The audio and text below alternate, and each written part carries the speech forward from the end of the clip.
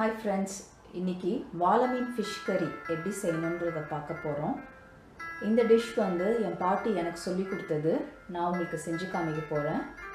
இதுக்கு தேவையான பொருட்கள் என்னென்னு பார்க்கலாம். 700 grams வாளை மீன் எடுத்துருக்கிறேன்.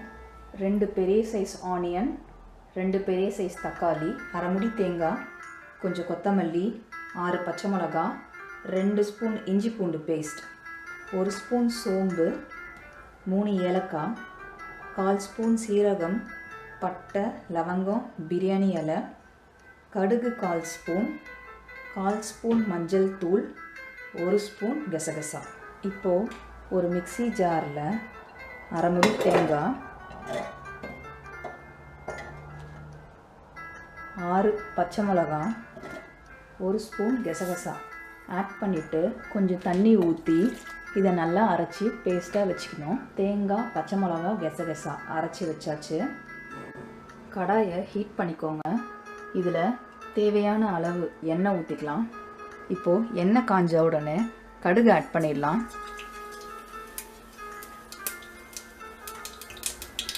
கடுகு பொரிஞ்ச உடனே பட்டை, கிராம்பு, பிரியாணி இலை,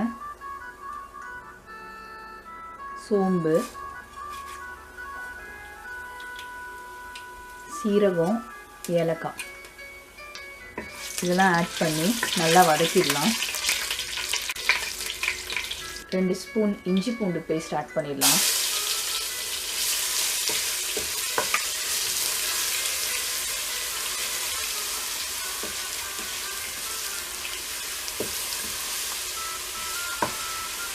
இப்போது ஆனியன் ஆட் பண்ணிடலாம்.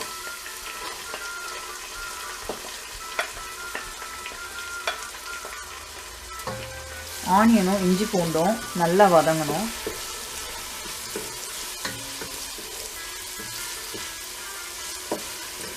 வெங்காயம், இஞ்சி பூண்டு நல்லா வதங்கின உடனே தக்காளி ஆட் பண்ணிவிட்டு நல்லா வதங்கணும்.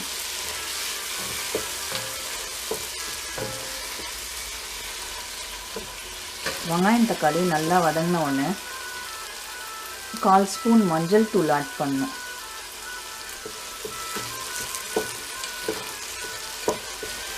தேவைக்கேற்ப உப்பு. இப்போது அரைச்சி வச்சுருக்க தேங்காய், பச்சை மிளகா, கசகசாவை இதில் ஆட் பண்ணிடலாம். நல்லா கலரி விட்டுடலாம்.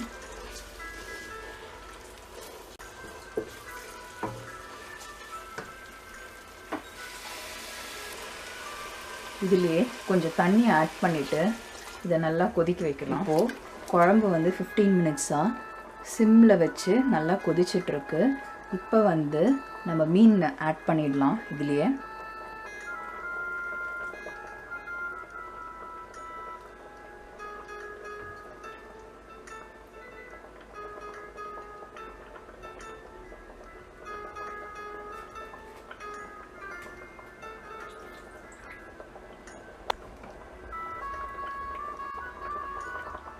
இப்போ மீனை ஆட் பண்ணியாச்சு.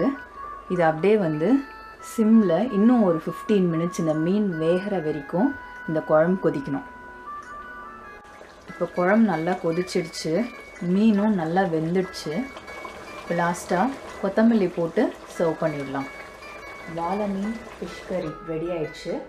நீங்களும் உங்கள் வீட்டில் ட்ரை பண்ணுங்கள். உங்களுக்கு இந்த வீடியோ பிடிச்சிருந்ததுன்னா கிராண்ட் சமையலுக்கு சப்ஸ்கிரைப் பண்ணுங்கள். நன்றி.